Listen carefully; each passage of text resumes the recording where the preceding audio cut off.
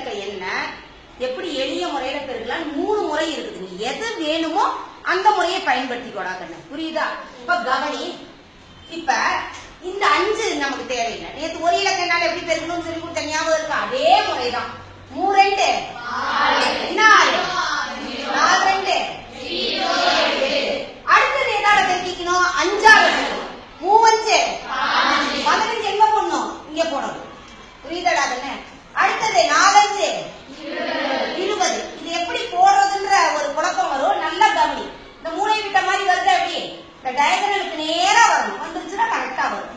5 கூட்டினா 6 1 8 2 கூட்டினா 10க்கு மீதி என்னது?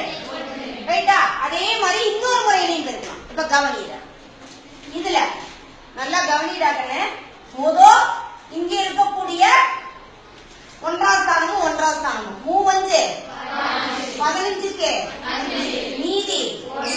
அடுத்தது 10ஆம் ஸ்தானமும் 10ஆம் ஸ்தானமும் 4 2 8. ரைட்டாடா? இப்ப நல்லா கவனி, உள்ள இருக்கக்கூடிய 2 எண்ணையும் இருக்கிற 3 2 4 5 26 26 1 27க்கு மிச்சம் 8 2 10. கரெக்டாடா கண்ணு? 2 விடையும் கரெக்டா இருக்கா?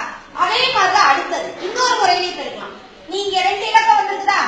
அப்ப இப்படி கட்ட போட்டுக்கிறேன்னா இல்ல ஒரு சின்ன ஒரு காரியம் செய்யும். இப்ப இந்த மூளை விட்ட ஒண்ணு லேசா வரைஞ்சு போடாங்க.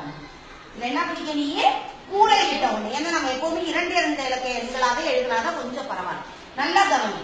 4 2 என்ன 8 0 8 4 5 20 3 2 0 6 3 5 கொஞ்சம் கூட்டத கரெக்டா கூட்டணும்.